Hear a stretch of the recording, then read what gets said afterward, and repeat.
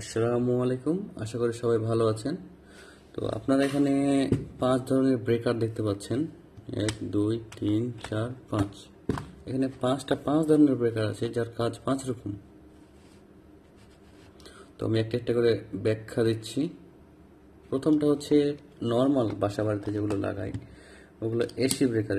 এটা একটি পুরনো বাসায় ছিল, আপনাদের দেখানোর জন্য আর কি কয় ধরনের ব্রেকার পাওয়া যায় বাজারে এটা দেখানোর জন্য আমি এটা নিয়ে এসেছি। তো এটি নর্মাল বাসায় যেগুলো ব্যবহার হয়, সবথেকে কম দামি হচ্ছে এটা। তারপরে হচ্ছে এটা হচ্ছে ডিসি ব্রেকার।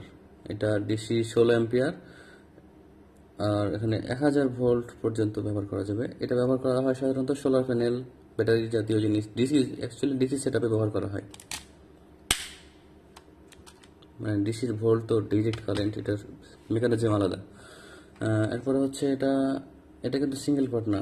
এগুলো সব সিঙ্গেল পার্ট ছিল, কিন্তু এটা সিঙ্গেল পার্ট না, এটা ছোট দেখতে হলো। এটা হচ্ছে ডাবল কানেকশন আছে এখানে। এটা হচ্ছে ওয়াইফাই সুইচ। এটা একটা অ্যাপ আছে নির্দিষ্ট, সেই অ্যাপের মাধ্যমে এটা পৃথিবীর যে কোনো জায়গা থেকে কন্ট্রোল করা যায়।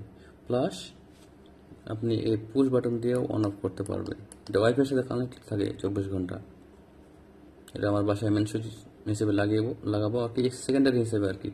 প্রাইমারি একটা আরসি আচ্ছা পরবর্তীতে দেখাচ্ছি, এগুলো লাগাবো আর কি। এরপর হচ্ছে এটা হচ্ছে আরসিসিবি। এটা হচ্ছে আরসিসিবি এবং এটা হচ্ছে আরসিবিও।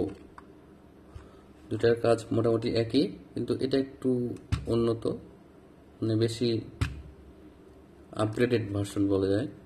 আরসিসিবি বেশি ফাংশন আছে এটাতে। এটাতেও সেম কাজ বলতে, এটা মেন উদ্দেশ্য হচ্ছে বাসায় কাউকে শক লাগলে এটা অটোমেটিক ট্রিগার করবে, মানে এটি নেমে যাবে।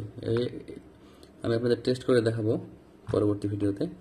এটা হচ্ছে বাসায় কাউকে শক লাগলে এটা নেমে যাবে, পুরো বাড়ি ডাউন হয়ে যাবে। এটা 30 মিলি অ্যাম্পিয়ার পর্যন্ত